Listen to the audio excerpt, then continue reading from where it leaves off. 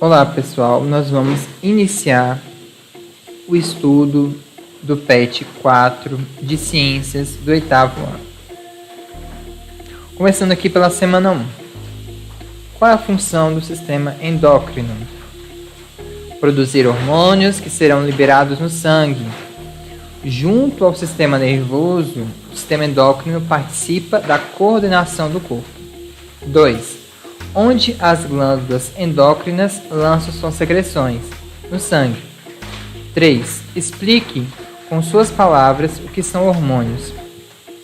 Hormônios são substâncias que, em pequenas quantidades, atuam em um local diferente de seu local de origem, ou seja, o hormônio é produzido num lugar, ele vai agir em outro lugar, nos animais de forma geral, e desencadeiam respostas específicas, ou seja, cada hormônio vai chegar lá no local e vai promover uma determinada resposta. Ou seja, ele vai mandar uma mensagem e vai fazer com que aquele órgão, aquele tecido onde ele está agindo, possa reagir de uma certa forma, em seus locais de atuação. 4. O que são glândulas afícrinas? Dê exemplo.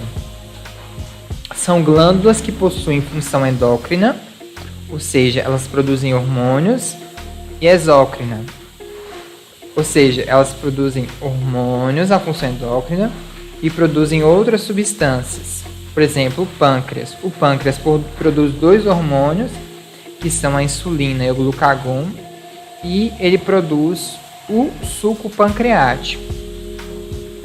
Na função endócrina, ele está produzindo dois hormônios, insulina e glucagon, e na função exócrina, ele produz o suco pancreático que irá agir no duodeno, que é a primeira porção do intestino delgado. Próximo. Semana 2. Qual é a glândula controlada pelo hipotálamo? Explique como esse controle ocorre. É a hipófise. A hipófise é a glândula mestra. Ela recebe as mensagens vindas do hipotálamo e, através da comunicação da hipófise com esses outros órgãos, a mensagem que chegou do hipotálamo, que captou os estímulos do ambiente, vão ser repassadas para os órgãos tecidos específicos. A comunicação entre a hipófise e o hipotálamo é feita por via de hormônios liberadores. Então, o hipotálamo gera hormônios liberadores que vão atuar na hipófise e a hipófise, por sua vez, irá interagir-se com outras glândulas. 2. Um paciente apresenta os seguintes sintomas: insônia, taquicardia e perda de peso. O médico pede um exame de sangue e diz que provavelmente ele apresenta um distúrbio hormonal. Qual poderia ser esse distúrbio? Distúrbios na ação da melatonina, que é o hormônio que regula o ciclo do sono, e hormônios da tireoide, no caso a tiroxina. B. Qual são ou é as causas ou a causa desse tipo de distúrbio?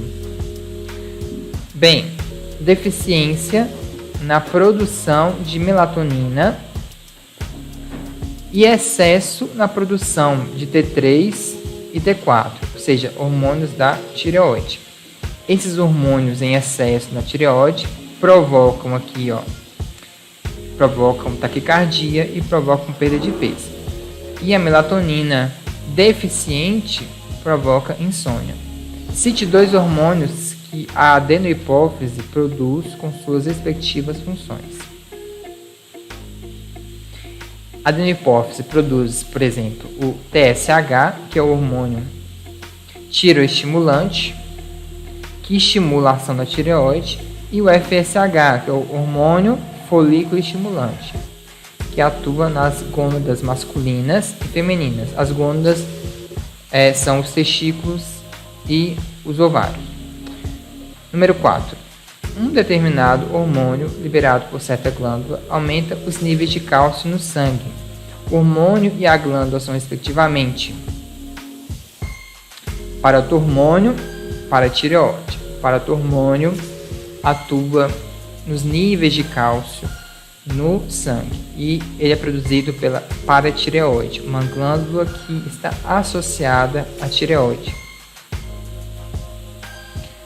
Associe corretamente as duas colunas relacionando os hormônios e sua função principal. Aqui, quem participa do ciclo menstrual? Estrogênio. Quem regula o relógio biológico? Melatonina. Quem eleva a pressão arterial? Adrenalina. Quem controla a glicose no sangue? A insulina. Quem regula o metabolismo? A tiroxina. Então, sequência 5, 1, 4, 3, 2. Próximo. Semana 3. Explique como ocorrem as fases da Lua. Bem, as fases da Lua ocorrem devido às diferentes posições que a Lua assume em seu ciclo em relação à Terra e o Sol. As diferentes posições que ela assume faz com que as fases da Lua sejam percebidas, né? A Lua nova, a Lua crescente, cheia e minguante. 2. Explique com suas palavras o conceito de rotação e translação. Rotação é o movimento que a Terra faz em torno do seu próprio eixo. É o movimento que determina os dias e as noites. E translação é o movimento que a Terra faz ao redor do Sol, o que determina as estações do ano. 3. Faça um desenho esquemático explicando como funciona o eclipse lunar e o eclipse solar. Bem, explique como ocorre o fenômeno das marés. As marés ocorrem pela interação do mar, da água do mar, com a gravidade da Lua. Então, se a Lua está cheia, por exemplo, a gravidade da Lua está influenciando de forma mais direta aquela porção da Terra, né? E isso faz com que a água seja atraída pela gravidade da Lua e provoca as marés do mar e essa gravidade da Lua. Aqui estão os esquemas. Neste esquema, nós entendemos como que funciona o eclipse solar.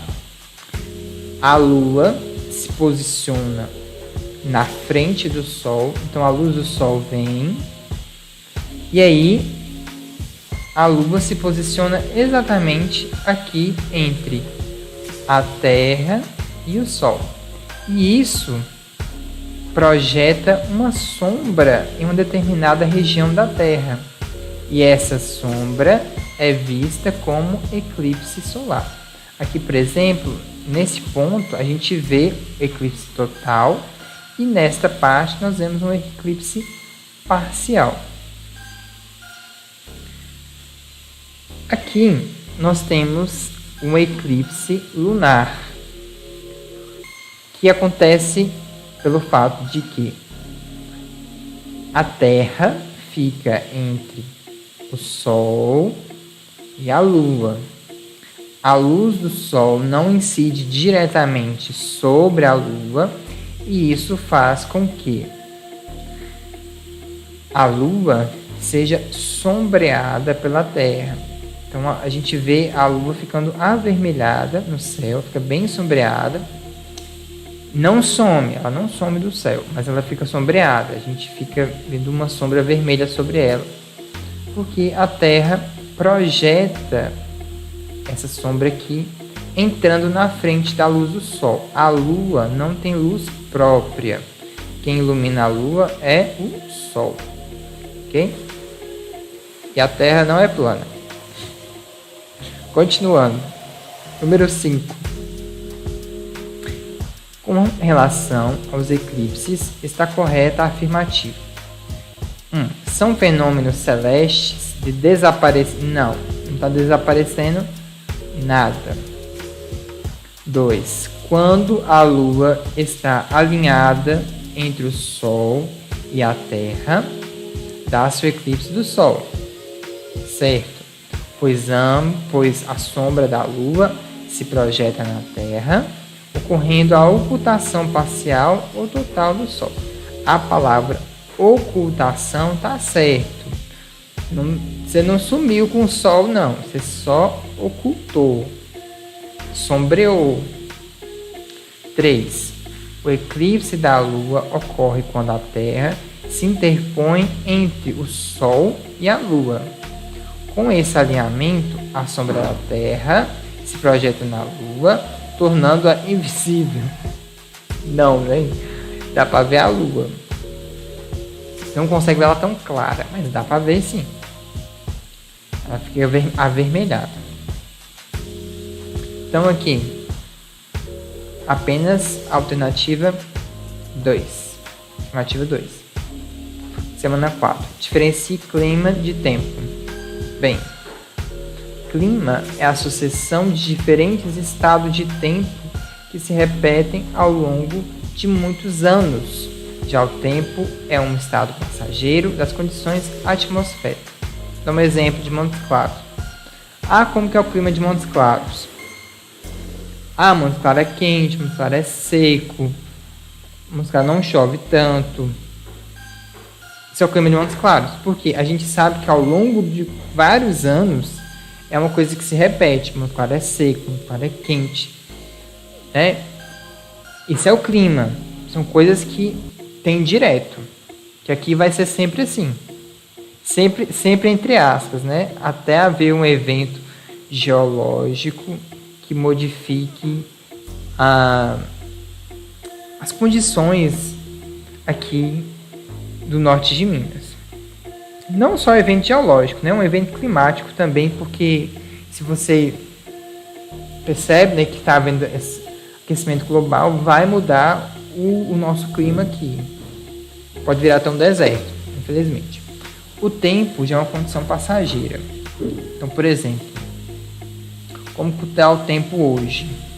Está quente, está nublado.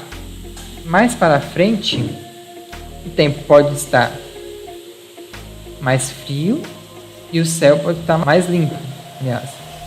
Mas o tempo pode estar de chuva. Então, o tempo muda. O tempo não é uma coisa fixa. Ele pode mudar dependendo das condições atmosféricas. Número 2. Quais são as variáveis que definem o clima de uma determinada região? Latitude, altitude, relevo, cobertura vegetal, correntes oceânicas e umidade. Latitude são as linhas imaginárias que cortam a Terra. Exemplo é a latitude 0, a linha do Equador que divide o mundo no hemisfério norte e hemisfério sul. Altitude, vocês sabem o que é. Relevo também. Cobertura vegetal é o tipo de vegetação que ocorre naquela região. Correntes oceânicas são as correntes originadas nos mares, nos oceanos. E condições de umidade, a quantidade de água disponível no ar naquela região. Tudo isso é importante para a determinação do clima. 3. O que é uma frente de ar? O que ela pode causar? É o encontro de uma massa de ar quente com a massa de ar frio. Esse encontro de massas de ar pode gerar chuva. Você vê uma frente fria sobre uma frente quente, essa interposição pode gerar chuva em determinados locais e abafamento em outros locais. Como a ausência da vegetação pode influenciar no estado de um clima? A cobertura vegetal diminui a temperatura e aumenta a umidade do ambiente.